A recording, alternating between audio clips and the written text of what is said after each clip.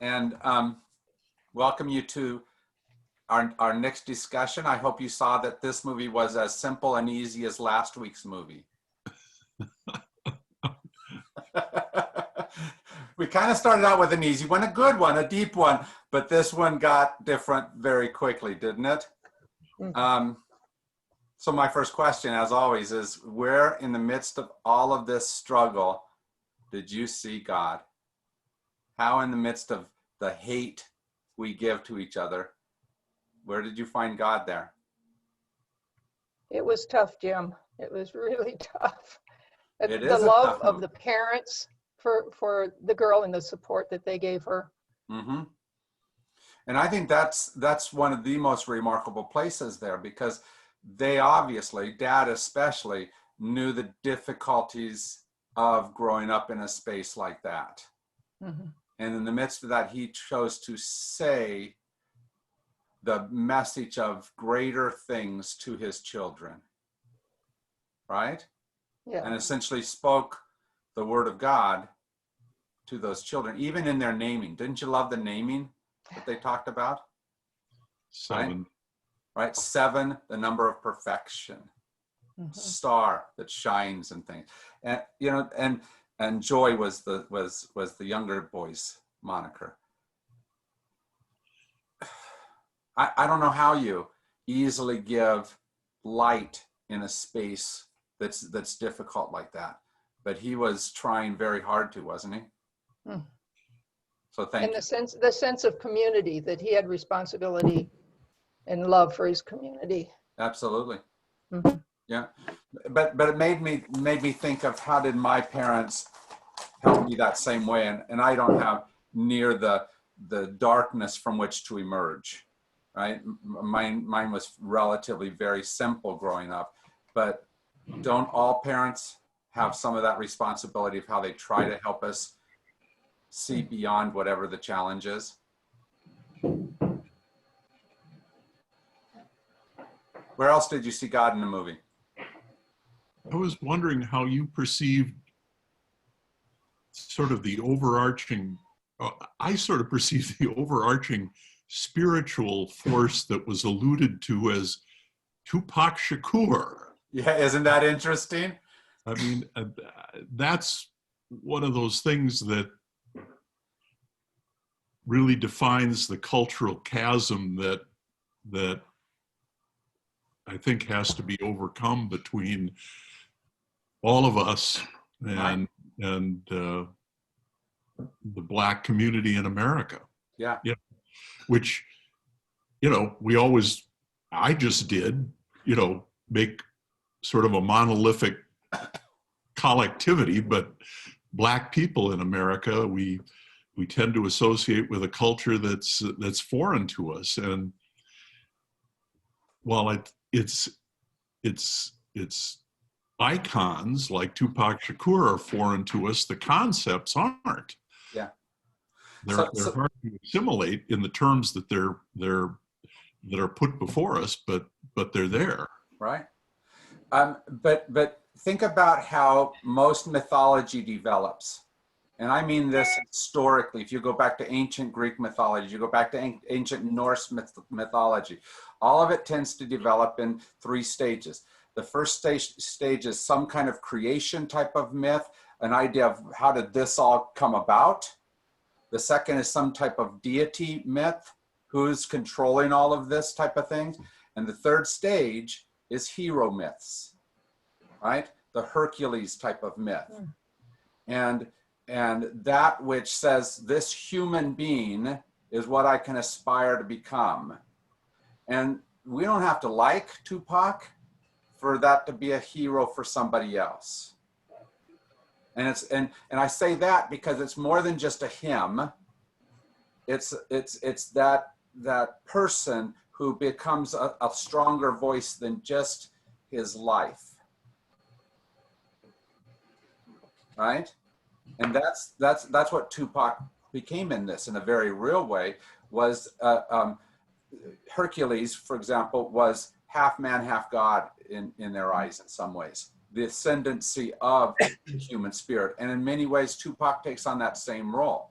that he speaks larger than just his personal self and becomes the larger picture.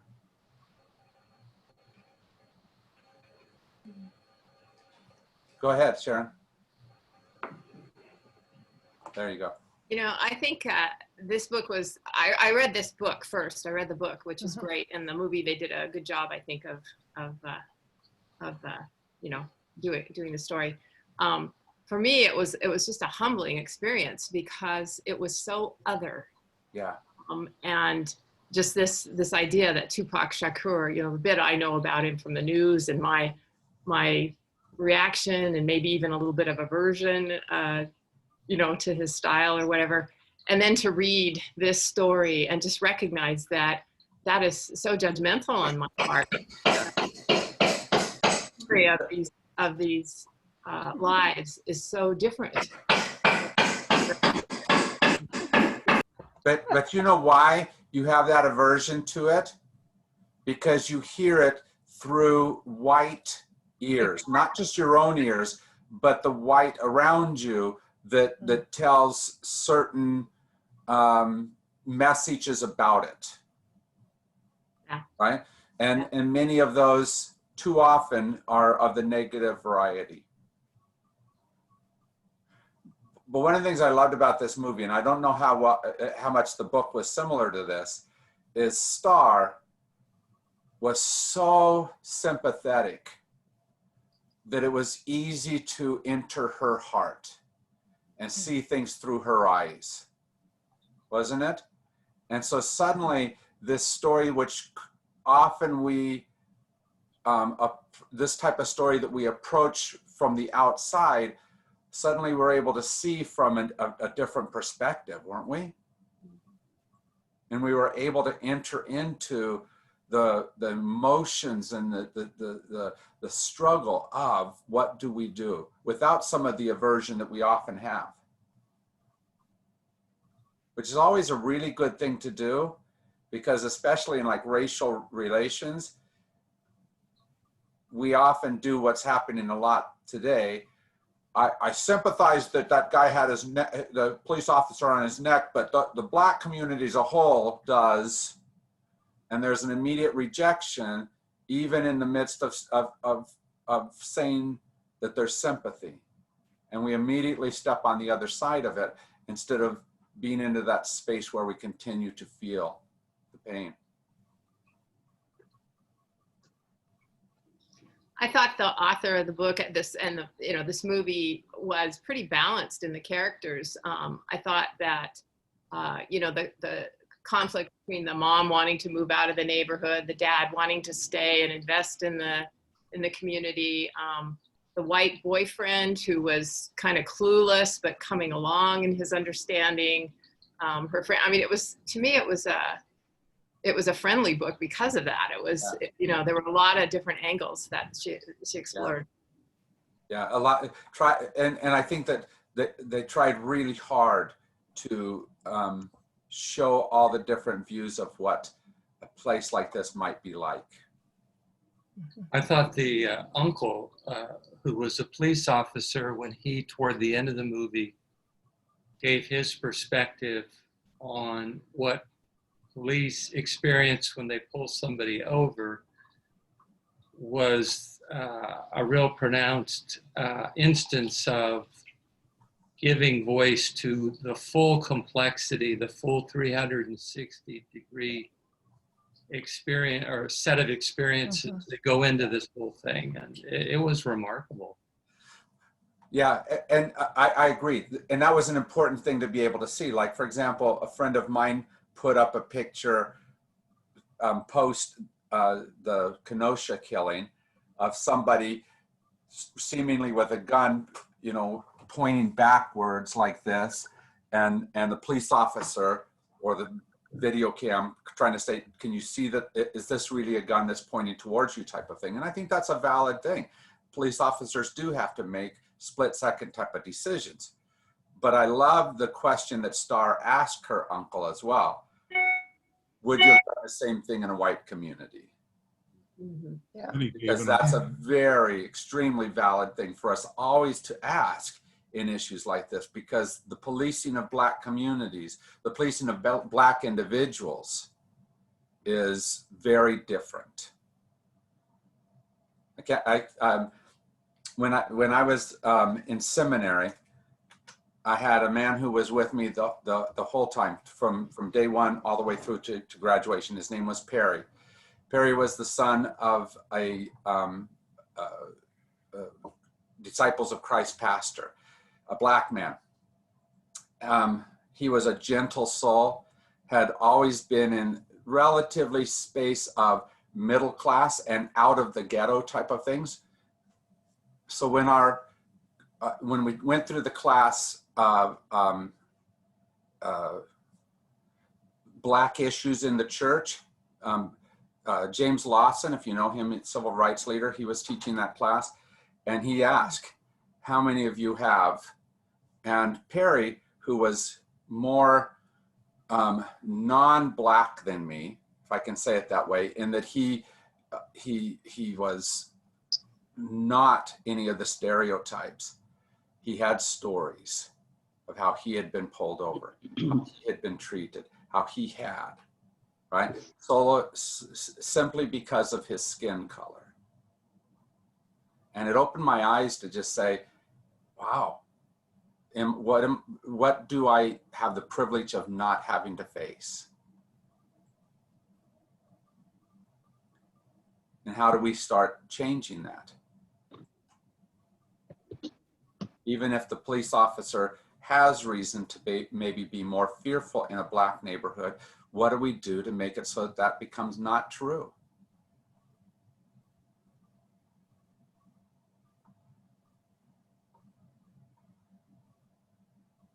Where else did God appear for you? Or where else did goodness appear in the midst of it all? I wanted to point out at least 4 places where Starr really risked her life to stand up and take a stand. Thank you, Or because reveal about herself. that's right. In many ways, she was the epitome of what we're drawn towards becoming, I think. So go ahead. Yeah, no, I mean, that was, I guess, just to point out the obvious, when she came out to people at her school, when she confronted her friend to give her a feel of what it was like, when she picked up the bullhorn at the protests, or even just joined in the protest, and then, of course, when she stepped in front of her brother with the gun. Yeah. And how powerful is that to say that I choose this path instead of? And that was right when she described the whole of what thug life meant, right? And that doesn't have to be the message. That hate doesn't have to be what we pass on to our infants, but that we can step between, risking our life, of course, but we can step between the guns. And how hard is that for us to do? I'm sorry. Go ahead, Diane.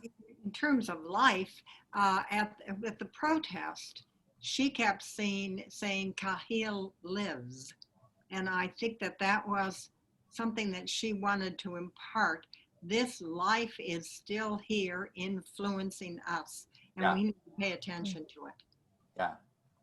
And the hard part is that from our perspective, if we're establishment, the easiest thing to do is to see what's wrong about him, right?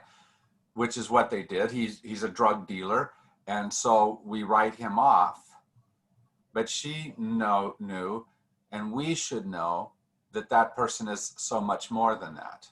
Whoever that person is. How many know, for example, that George Floyd was not perfect? My conservative friends look at just the imperfection of that man, because the challenge of looking at who he can be besides that imperfection means they have to adjust. What I felt that the figure of Chris, the boyfriend from the prep school to Star, was being held out by the author director as both a picture of what well-intentioned white people are when they attempt to reach across the cultural chasm, Yeah. and how awkward that is. But at the same time, I think in his meeting with the father after the prom,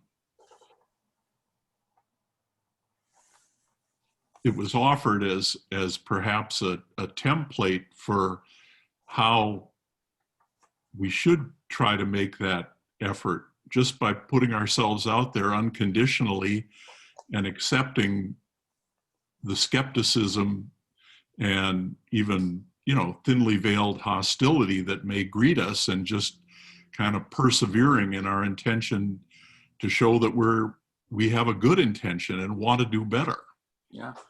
But it has to be done in such a way that it's like, you know, like at first he was kind of more of the, I don't see color. Yes. But ultimately it was a stepping towards learning and understanding that I need to see color. Star essentially said, you need to see who I am. If you don't know all of this, you're just taking me from the Wilmington, was it Wilmington High School side of me? That's a whole different thing than the whole of who Star is. Because Star 2, as she called herself, was not who she really was. Well, she said to Chris, if you don't see the blackness in me, then you do not know me. That's exactly right. And later in the movie, she says to her own father, no, I do not admire you as a black man. I admire you as a man. Yeah.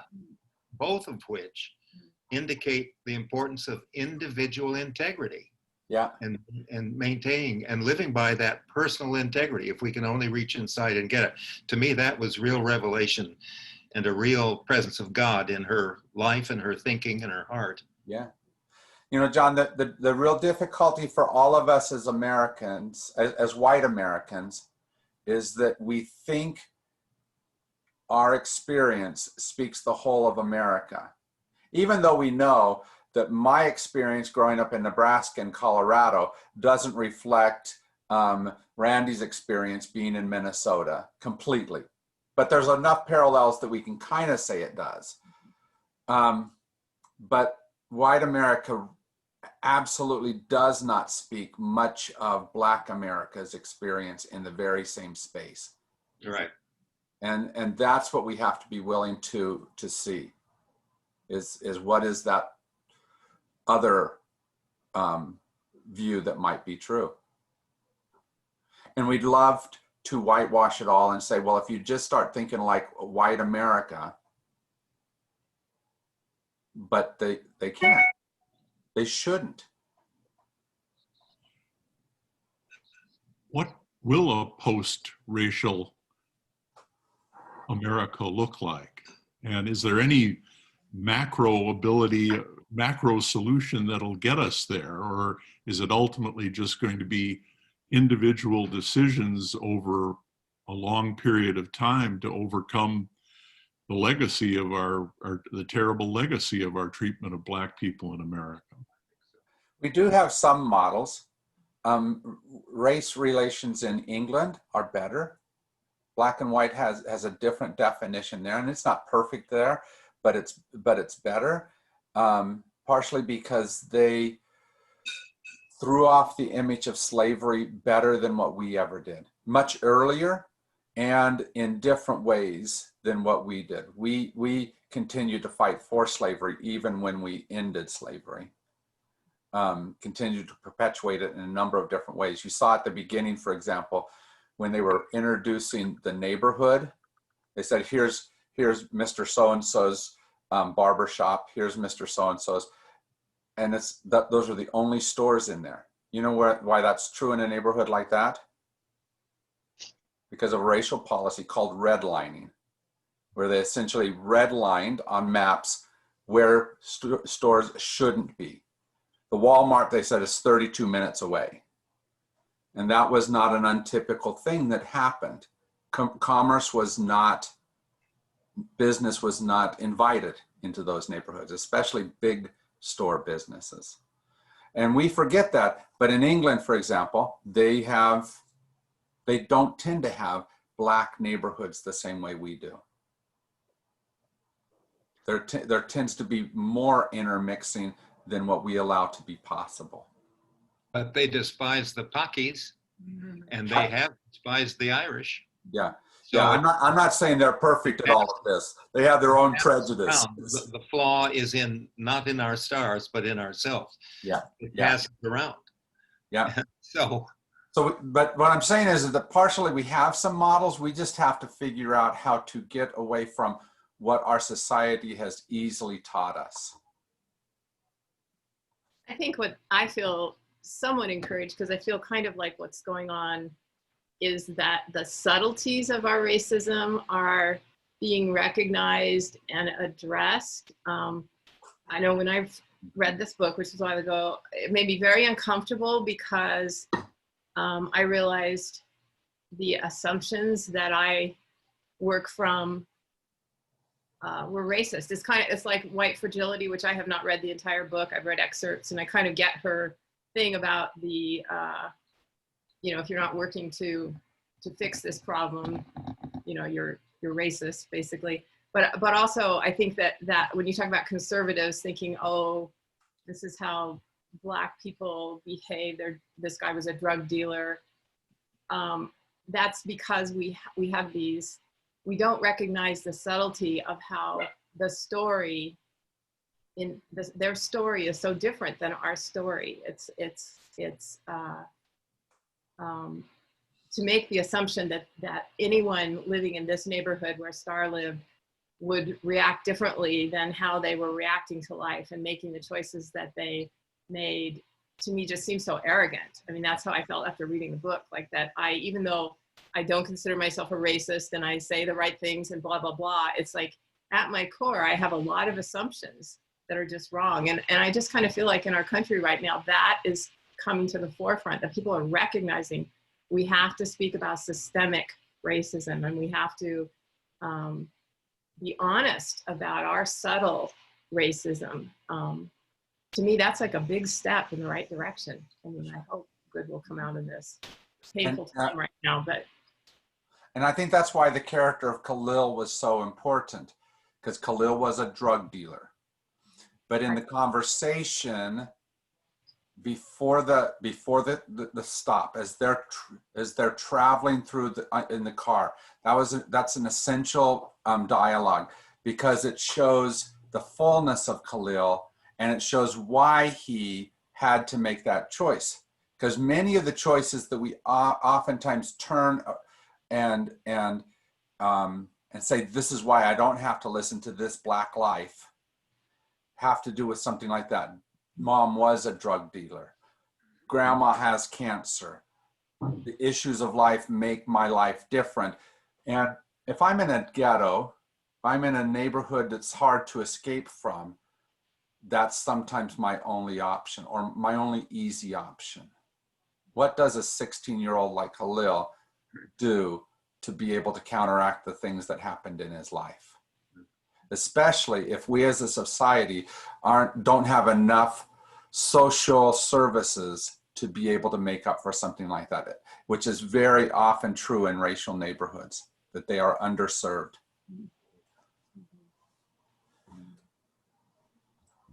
So that type of character is one we should listen to. The problem is it's much simpler to just say drug dealer, right? Or whatever way we write them off. At the same time, though, didn't you find the conclusion of the movie somewhat glib, in the sense that King, Star confronts the police officers and King diffuses that situation. King is taken into custody. Everyone in the neighborhood decides we're no longer going to be bound by the code of silence. And, this plague is eliminated from our neighborhood, and everyone is smiling at the end. Sure. But that's because we went back to last week's movie, which is true of most cartoons. They lived happily ever after. Mm-hmm. And we like those kinds of stories. We like that kind of stuff. But of course, Star's going to have to figure out the next steps. Who does she continue to be friends with? Who does she marry? Where does she choose to live? Does she stay in the neighborhood? I love the struggle between mom and dad, because mom didn't have to most of her life live in the ghetto, and she knew the power of not being there. Dad did have to be there, and he knew the danger of it, but he also knew how that ghetto needed to be supported and strengthened, right? And that just leaving wasn't a solution on the macro level. And so you're right, it does glibly end the movie in a happily ever after, but it doesn't end easily that way in life, does it? No. You asked earlier, Jim, what other things did we see in the movie that made us think of God or something really good? And a moment in the movie that really touched me was when the father says toward the end, if something's worth living for, it's worth dying for. Yeah. And it was when he was going to confront the drug lord who was attacking his family. But I transferred it in my mind when I heard that line to the police that George Floyd's death was unusual in that he wasn't posing a threat to the officer who had his knee on his neck.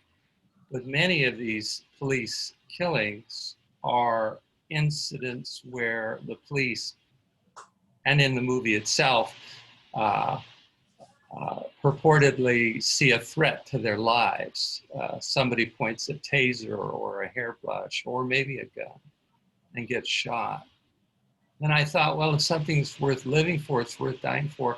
Why are the police so quick to shoot? And so many times it wasn't warranted. Why are they not willing to put their lives down? It's easy to say, I'm not a policeman, but and of course they do a tremendously difficult job that a lot of people would not want to do. But how do we raise the police up?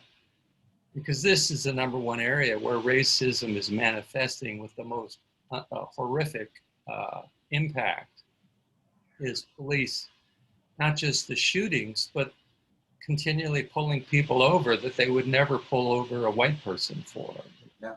Why are the police doing it? How do we transform policing? I think it's important for us to realize that at least part of what's true about police is every police officer wants to get home to their family, right? That's at least part of what they're trying to do. And so their own fear, their own desire to survive is part of what motivates them. But it might motivate them in a way that says, my life is more important than this life. And especially if there's spaces that are more built up around fear. And there's no doubt that there are neighborhoods in our country that are more fear invoking for a police officer. But the question is, what do we do about that? Do we over police them? Or do we do what I think might be the better way? Did you notice, for example, every time they went into the Heights, you could see very easily some of the underserviced ways that that was true there, right? Roads not as well maintained, services not as present, right? And when all of that, when we don't spend, we spend really well in our suburban areas, our white areas, and if we would spend at that same level in our inner city areas, could we help them not be as fearful a space? Because I feel for police officers that have to figure out how to negotiate those areas. But I think that part of the reason, and I speak this from my own experience, I was an elementary school teacher, a bilingual teacher, in the south side of Glendale, Arizona, right? The side that is, I believe, overlooked because they're busy spending on the suburban northern side of Glendale. The schools there are much better supported and at the expense of my children. And so those kids had to figure out how to dig themselves out of that developing ghetto that was there. Well, the decades-long thrust in our culture of private schools and charter schools seems to have started with desegregation in the 50s. That's right. The idea that my child's well-being is paramount, and if I take my child, who's more privileged, out of the public school, That's right. I care about my child, and I'm not caring about what it does to all the other children. That's right. And so it's the difference between, for example, where we live in, where the church here lives in the foothills, and the school district that's here, Catalina Foothills School District, versus Sunnyside School District.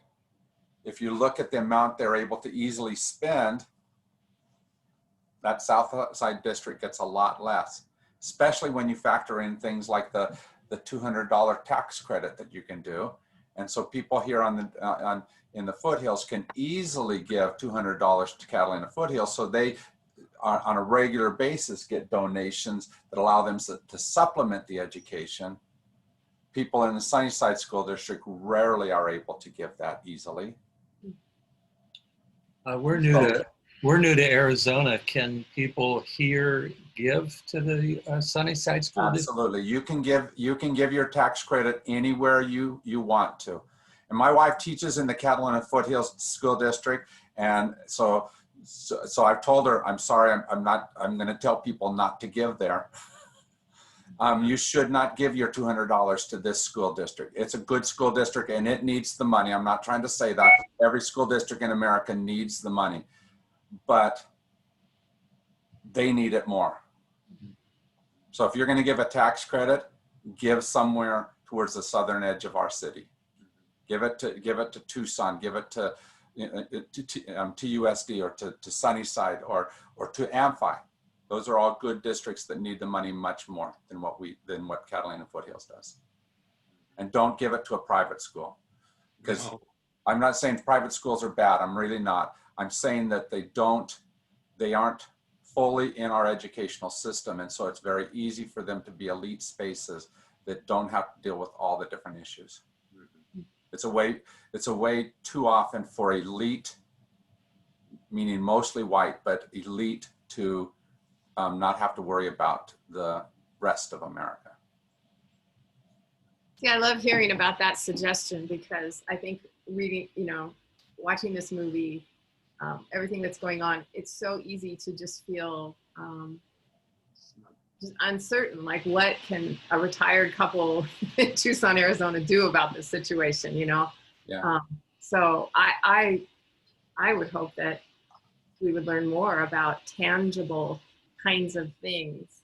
On a larger thing, Sharon, we ought to just get rid of tax credits when it comes down to it, because tax credits ultimately take away from the general coffers of the state. That's right. And the state should be paying for public education. Here, here.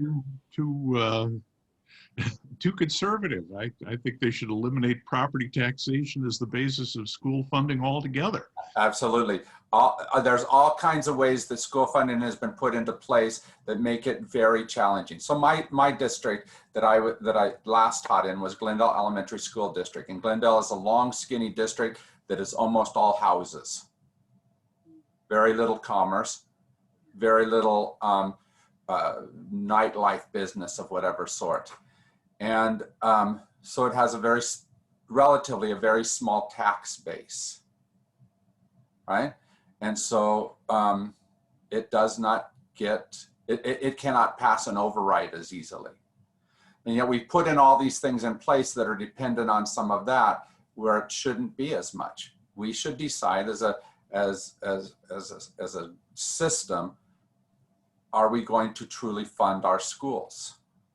But it's much easier for a rich area like a Scottsdale to fund their schools at the expense of. And that at the expense of is usually the problem. Jim? Yes, Diane. There was also, if I don't know if you saw after the film interviews with the actors and the author, but 2 or 3, the author being one of those, talked about what it was like for them as kids to be bused long distances to better schools than the neighborhood that they were living in. And one of the men said he had to take 3 different buses. Yeah. And at each bus stop, he knew there was a risk of his being harmed. And yet all 3 of these people said that the better education that they got in the white school was what they were hoping to have. It was just a life and death issue and risk for them every time they traveled to that school. And Diane, that type of thing is what we need to be aware of as white America. How many of you as a general rule do not feel unsafe? Right? We basically are blessed with a safety in America, and our Black brothers and sisters are not. Those spaces that are safe for us might be very dangerous for them. And we don't even see that because we feel so safe there. So we don't think about it being a place where they might be attacked, where they might be pulled over by police officers. Right? I think just what I'll come to you in just a second, Catherine. I just think what Dad said just at the beginning, if you're stopped, put your hands like this, right? Do you have to do that as a white person? Is that something that has to enter your head? Never. Never. I mean, we have the privilege of being able to say, I might get stopped, I might get a ticket, but I don't have to worry about being killed in that stop. And Black America often doesn't have that privilege. Yeah, Jim, I had that same thinking process when I was afraid that maybe I would kind of postpone getting my new license tags that were due for September. And I did get them in time, but as I was thinking about it, I thought, well, I might get stopped, but I'm white. Mm-hmm. It won't be a problem. Right. And this was after I'd been reading all this stuff, and I just felt, you know, yep, I'm white privileged. Yeah. And the question is, it's not a matter of taking that privilege away from you, but if it's something that you want, then you should want it for Black America as well as for white America. If it is something that is good for us, and if you want to feel safe, shouldn't you want them to feel safe as well? Yeah. And that's what we've got to change. It doesn't have to take away what we have, but it is absolutely trying to lift all of America to that space. Catherine, you've been waiting. Thanks. Well, a couple of comments. One that, you know, I'm constantly reminded that we all have blinders on that we don't even see. And that we, you know, our task and our opportunity is to remove them and to think about where are the blind spots. And I think that even though the focus in this particular instance is on, and rightly so, because there's been so much happening in the Black community, where else do we have blinders, and in what other ways are we not seeing our neighbors and not seeing people as they really are or want to be seen and experienced? And then the other thing that I thought earlier is with regard to police, why are they doing this? Why are they shooting to kill? Why, you know, they're taught, I know they can be taught, or they're taught the parts of the body where you can wound someone and disable them, or not take their life. And I think that needs to be addressed as well. There's this excessive response, murdering, which is what it feels like, killing someone, when they would be prevented from doing something just by simply disabling them. So here's my theory, Catherine. I think that too often what's happening today is that we do not have police officers in those cars. We have military men who have become police officers. Yes, I would agree. And policing and military are very different professions. The one's job in a very real way is to kill. Police officer, that should not be their job. And the problem is that because so many are trained here and then shift over thinking that they're using that they're supposed to use the same skills, especially if our education program is lower. We have relatively low standards around the world for what a police officer what education a police officer has to go through in order to be prepared. And I don't think we untrain them from that military space. I think there's a problem with people. I was married to someone who was in the military, and it was the Air Force, so it wasn't as militant as being a Marine or in the Army, but he was drawn to work in for a short period of time for the prison system. And it's the same principle that I think people who like to wear uniforms, people who have a certain proclivity or mindset, are drawn into situations where they can act out. And I think that also speaks to why there should be testing done for people who are going into these professions to see if they're fit mentally, if they're sound, or if they have some biases or things that are in their background that would preclude them from being effective in the roles that they want to play. Yeah. And if they're going into a situation saying, who's the enemy, ultimately that's going to say, who do I shoot? Yep. If they're military. If you're going in to say, here's a fellow human being and I have to police, that's a whole different other thing. How do I stop the current behavior, but help the person, help the neighborhood? That's part of what I think is meant by defunding. Let's do correct police working, and not the incorrect that sometimes it's become. For the bulk of my career as a lawyer, I worked as a prosecutor, assistant county attorney here.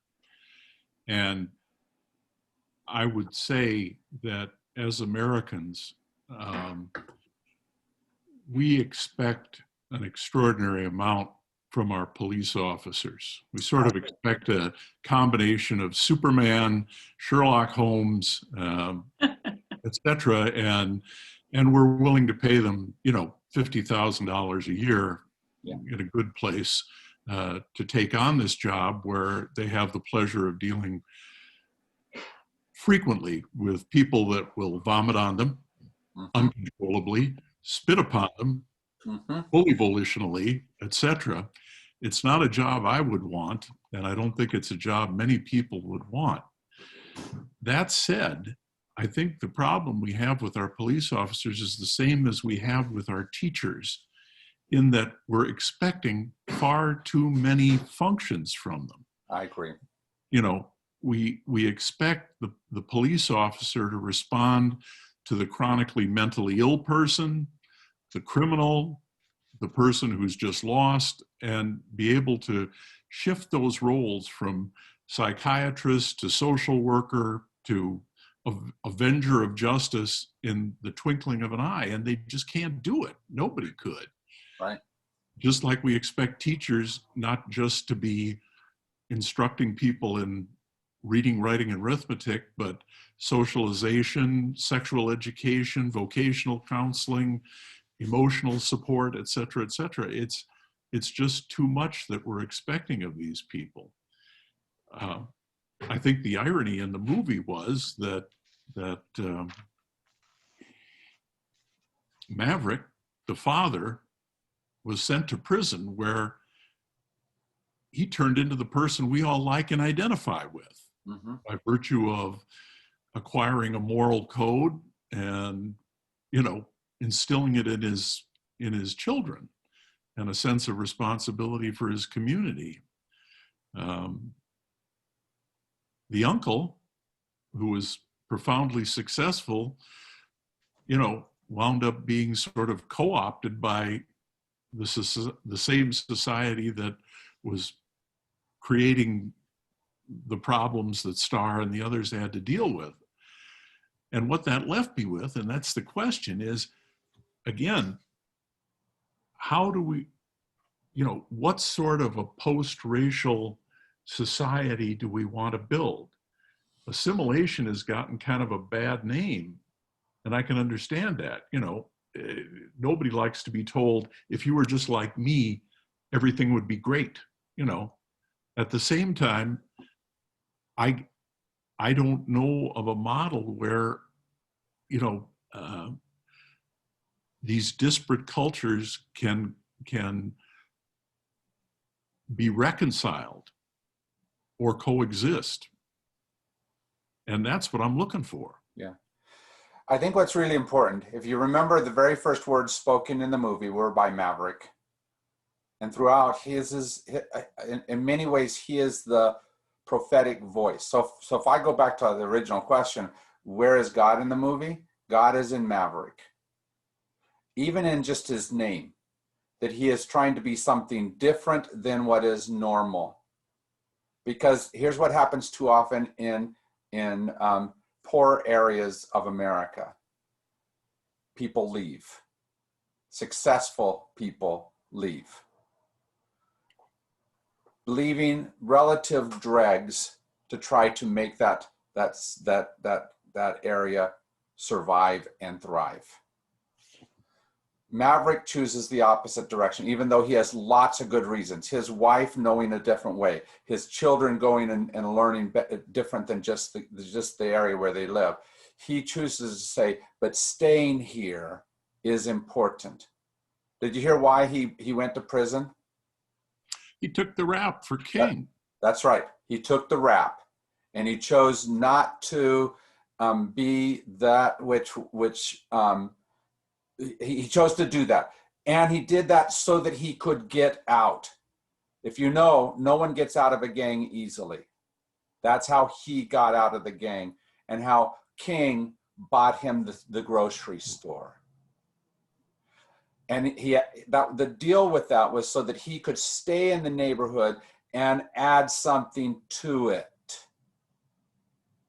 Because his commitment was to that neighborhood.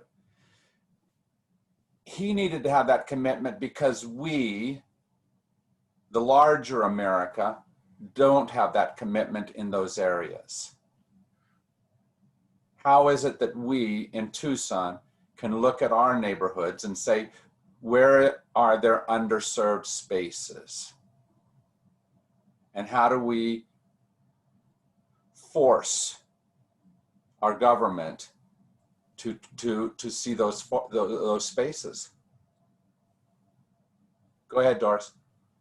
Yeah, one of the things that I think I saw posted somewhere was the question, what does defund the police look like? It looks like the suburbs. Yeah. It looks like a place where the schools are all in good repair and have good teachers, where they have clinics and healthcare available, where things get fixed when they're broken, where people have money for lawyers if they get in any trouble. That's what it looks like. That's what defund the police is. Let's make the overall life better and not expect the police to do everything, because they can't. Yeah. If we continue to develop the other side of the tracks, which is not funded well, which is not taken care of well, then we will continue to have minority neighborhoods that bring issues. If we would fund them, if we would work at improving standard of living for everyone, it would help. The problem is we get into that same place we talked about before. I just want a school that's good for my kids, not schools that are good for our kids. I think we have to look at the spectrum and at the various dimensions, because it's such a huge thing to grasp that the commitment has to be from the top down. Yeah. In our leadership. It has to be multi-pronged, because one of the things that I'm fond of is Habitat for Humanity. And what I know from my work, not on houses, because I don't do the heat well, but from being in the office and being part of Habitat in that way, is that Habitat is looking all over the world, really, but specifically in our country, for various ways to reach out using here in Tucson infill housing in where there's land available, and successfully over time creating a real sense of community, and not just giving people, say, it's a hand up, not a hand out. And what that means is people get trained, people go to classes, people do sweat equity, they learn how to live in a community, how to take care of their property once they're moved in, and they've built a rapport with their new neighbors because they've worked on their houses. If you don't know much about Habitat, check it out. And one of the things that we're doing that I'm pretty excited about, because we serve a wide spectrum of people in Tucson, from single parents to veterans to people with disabilities, et cetera, and all kinds of families, including LGBTQ, is they're doing tiny houses now. We have that going on, and I'm pretty excited about that, because that can meet needs for smaller families. So looking at not trying to fit you into a pre-existing condition, but to look at your needs as an individual. And so I think housing is one cornerstone. Work, jobs that pay decent salaries that allow people to grow. I think it's a huge task, and we've got to have leaders in the community with a vision. Yeah. And how do we fit in? How does St. Francis, with our mission and purpose, how do we want to be in this place? Yeah. You've hit the nail on the head. Thank you, Catherine. Randy, were you going to say something? Well, as you said, I'm from Minnesota, and George Floyd was killed in Minneapolis. At the same time, we have examples in Minnesota of the successful and relatively rapid assimilation of different nationalities and races.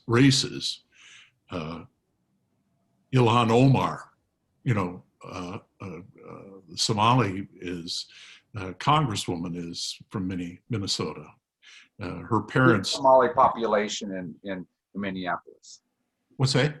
A huge Somali population, for anyone who doesn't know, in Minneapolis. Likewise with the Hmong, and they have That's right. significant representation in the state legislature and other positions. Mm-hmm. That said, there are two population groups in America that have not experienced the happy assimilation into the great American melting pot: the Native Americans and Blacks. And they are distinguishable from all the others by virtue of the fact that we brought the one group, the blacks, to America against their will in chattel slavery, and we took America at the point of a sword and the end of a gun from the other population. And we've yet to figure out how to overcome that legacy. And that's what I've spent 40 years up here in northern Minnesota looking at the problem with Native Americans, and I'm no closer to an answer now than I was when I came here. I think part of the problem, Randy, is that we have to admit that we did that before we'll ever face how to walk beyond it. And I think the problem is that most Americans, and this is what's so discouraging, say, I didn't do that. Right? You know, the exculpation is individual. Yeah. The fault is collective, but I'm innocent of it. You know, in our own way, we're as much as like, well, I wasn't a Nazi. You know. Yeah. That's exactly it. And so we explain it away. I'm not as bad as. Mm-hmm. Right? Did I ever tell you where I was born? Have I told you that? Yeah.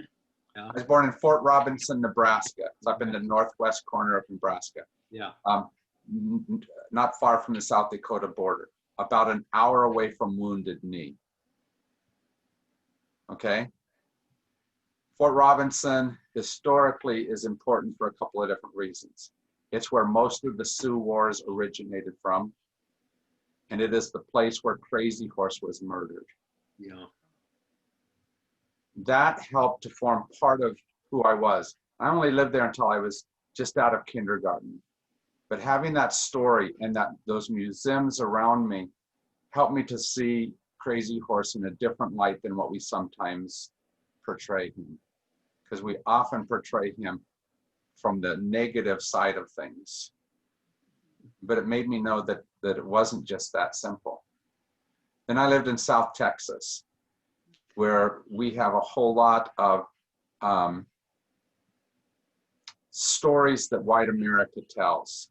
I was 30 miles away from Goliad. If you know Goliad, when you say remember the Alamo, usually the line was remember the Alamo, remember Goliad, because the same thing that happened at the Alamo happened at the Goliad mission. And it was where we used that, the killing of a few white Americans, to justify the stealing of a third of a country. Yeah. Right? The country we presently live in was stolen to increase American interests at the expense of Mexican interests. We should feel guilty about that. We can't do all the reparations for them, but we do have to figure out how to help the people that are affected by those acts. How do we step into those areas? Right here in Southern Arizona, we have people whose families have lived here longer than our families. And my family's lived here a long time, since the 1870s. I used to talk to Richard Romero, and his family lived here longer than that, right? These are longtime citizens of this part of our country. Do we give them the respect and the honor of that? And do we help to see what it is that they are bringing to? Do we give them a voice? And it's really easy for white America to just feel guilty about and say we have the right answer to save or whatever it happens to be. And all of that is less than relational. We have to step back into the relationship. Ultimately, if we're going to solve these things. Because you're right, Randy, that most of this is not easily understandable because it lives in an emotional and a guilt-ridden space rather than in a truly good space. And we have to try to return it to the good conversation. We've reached the end of our time. I'm sorry that Catherine didn't solve everything for you today. It was all her fault. Mea culpa. I hope, though, that you saw in this movie at least ways to be able to do it. At least part of what we have to do is like Star, we have to step between the guns. Right? We have to choose not to pass on hate to our little infants, because that is what F's everything up. Right? We have to somehow figure out how to step into places that right now we've taught ourselves not to step into. But until we do that, whether it's economically or politically, until we do that, it will perpetuate problems. Our movie next week is this movie. It's called The Milagro Beanfield War. It's from the mid-'80s. It's an early Robert Redford directed film. It's a marvelous story. If you have not watched it, you should watch it, and we'll have a good time talking about that. This copy is here in the office. If you want to borrow it, come and borrow it, and then bring it back as soon as you can so that someone else can borrow it. All right? Any last words of advice before we go? Be peaceful. Thank you very much. That's a good word of advice. Appreciate it, everyone. Take care. Thank you, Jim. Thank you. Thank you. Have a good week. You too. Thanks so much.